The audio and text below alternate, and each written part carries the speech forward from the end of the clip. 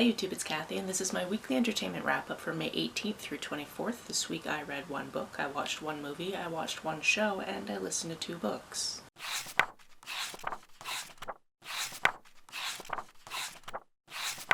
Sweet ice mocha, please get me through this.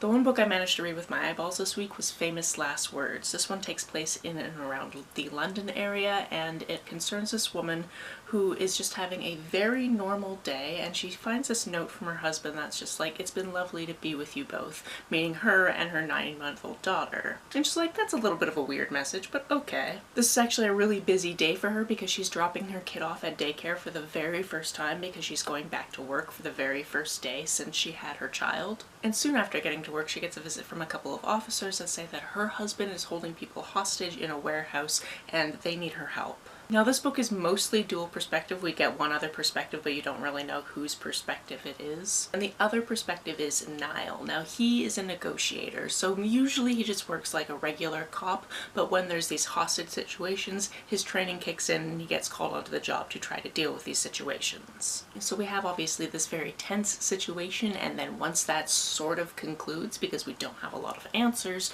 we then get a flash forward to 7 years later, and you get to see the ramifications of what went on, but also a mystery hasn't been solved because the police never got their man and they don't know why their man did what he did in the first place. Regardless of all of that, Camilla, our first point of view character, still has to like work in the publishing industry. She is actually an agent, and she was her husband's agent as well, but obviously that's not bringing in any money. And because his name is also on the deed to their house, she's never been able to move because she can't, because he can't sign paperwork. So she's now going through the paperwork to try to declare him dead so she can do things like sell the house. He's never made contact, and she's just constantly wondering why this all happened, and we get to see her go through that and see her and Niall, now being the negotiator, go through that independently, trying to figure out what happened and where Luke is. This was very interesting because you see these 2 different people get 2 different sets of clues, and sometimes they come together and sometimes they don't. So you know things sometimes ahead of the characters just because you can see both characters' point of view. And there was something that happened where I was like, oh, this is a complete misdirect, and when it came down that I was correct about that, I felt really good about myself. As for the movie I watched this week, it's a little bit of a weird choice, but my roommate wanted to watch it and I was like, sure, why not? And that's the first of the Doc Martin movies. I believe there's at least 2, but this is the one from 2001. This is interesting because I've sat and watched a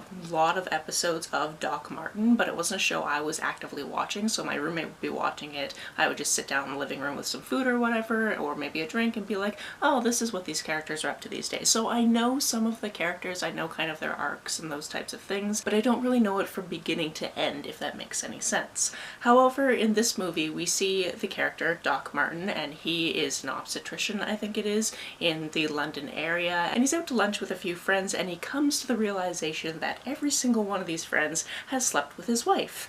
So he has a little bit of a mental panic attack type situation, confronts her, and then decides to just like leave and not tell anyone besides his office where he's going, which happens to be this very small town in Cornwall, which is the exact same small town that you will definitely see and become very familiar with if you watch the show, because they're filmed in the same places. To the point where I was like, oh yeah, that area that he's in right now, doesn't that become the large restaurant at some point? What's super weird about this is obviously there are slight differences that get changed by the time they get around to making the show. So for example, in the show, I don't even know if he had an ex-wife, although like I said, I didn't actually watch the show from cover to cover as it were, so I couldn't tell you that. But he smiles a lot more in this movie than he does in the show, and it's just a little bit weird because I've gotten used to seeing the fully fleshed out character that is this season's long character, and seeing him right at the beginning of that is a little bit weird. It was an enjoyable movie though, because we had medical things, but then we also had like this mystery element of who's doing these things to all of these people. As for the show I watched more than 3 seasons of Silent Witness. Now this has at least 28 seasons, which is in part why I picked it, and it's mostly about this pathologist named Dr. Sam Ryan, who works in, I think it's Cambridge at the beginning, although by the time you get to the 4th season, which is where I left off last night, she has taken a job in, I believe, London. There are a few things that are very fun about this show. One of them is the fact that it started out in like 1995, so anytime you see somebody that you're familiar with as an actor, you're like, oh my god, it's that person, but they're so young. That has happened to me several times. We have the guy that plays Mr. Bates on Downton Abbey, and I almost didn't recognize him. I definitely didn't recognize him as Mr. Bates because he is so young. We also have a young Idris Elba. We have a bunch of people, to the point where I believe Nicholas Hoult was also in this, but as a literal child with no lines, so I didn't clock him. I just saw his name in the credits and went, oh, okay. Something else to note of this series is every 2 episodes is one plot arc, so it'll be mostly about one case that will carry over between 2 different episodes. And when it comes to series continuity, that's where the biggest turnover is, because in the first series we have these characters, we really get to know them, and in the second series some of those characters are still there, but not really. Into the third series, the same thing kind of happens, and sometimes you'll have a character come back, but not every character from before. And now in the 4th season, I think she's literally the only character that is carried over because she took a job in London. Also, the first 2 episodes of the second series are a little bit different because she's not really working in London so much as on the coast because of a big situation that happened. I'm also interested to see if we get to a point where there is a little bit more continuity between love interests, because a few of them have pretty much ended the same way, which is guy goes, hey, take a sabbatical and come to this place where I have a job for a year, and she goes, no, my job is here, what the hell? Which I respect the hell out of her for, but like, can we not have every single guy who wants to date her either do that or be married to somebody else? I really like her as a character. There is so much misogyny that happens in this show, and she shuts a lot of it down, which I appreciate. On to the books I listened to this week, the first one being I'll Be the One. This is something I've been meaning to read for years, and I will put it out there right at the beginning. There are some HP references in it because it's from the before times, before we knew Joanne was terrible. This book is about a girl named Sky. She is 16 years old, she's from Orange County, and she's entering a Korean TV competition,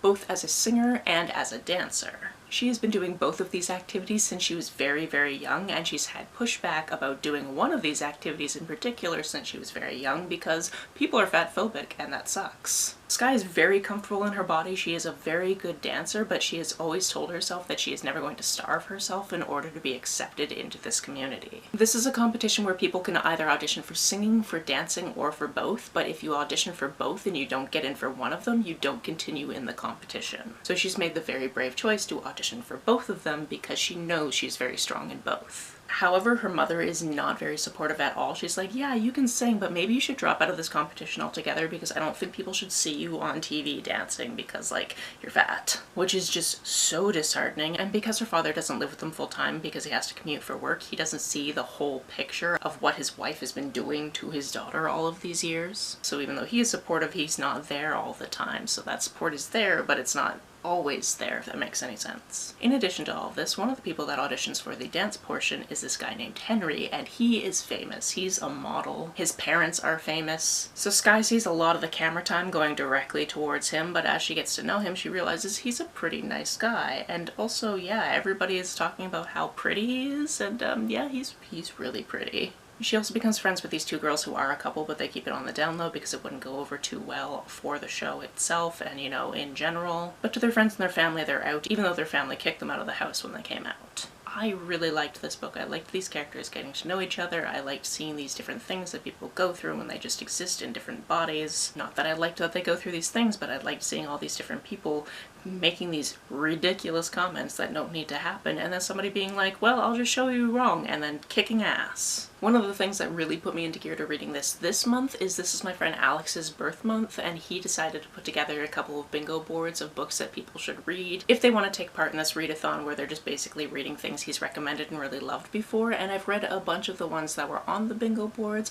but I saw this one again and went, oh yes, I've always been meaning to read that. I might as well finally get around to that. So I unofficially participated in that readathon, but I kind of half-assed it, so it's not going to count towards participating in 5 readathons I don't host myself goal that I have for 2025. Sadly, because I don't think I made this bingo board very nice for myself. I don't know how much I'm going to complete. The other audiobook I listened to this week is Meet Cute Diaries. This is all about a trans boy named Noah, and he's been running this very popular blog called Meet Cute Diaries on Tumblr for ages, which is just meant to be about all of these anonymous people writing in with their love stories, specifically their meet cutes. The only problem is all of these stories are things that Noah has made up, but he really wants trans people to have that hope and know that love is out there for him, which is why he's been making up these stories for ages. However, one day his blog comes under fire because somebody points out all of these different inconsistencies and goes, I think all of these stories are made up.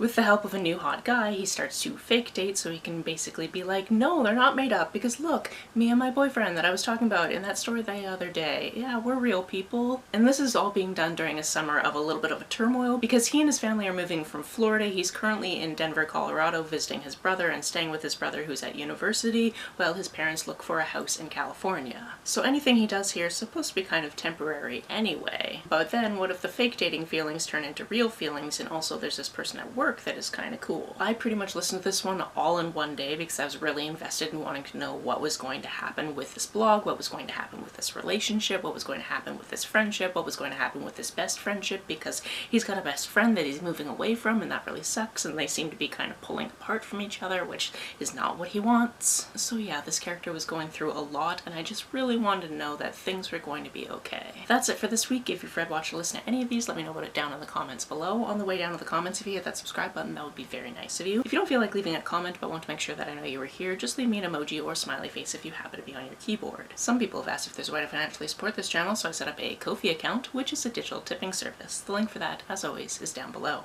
You can like and share this as you see fit, and I will see you very soon. Bye!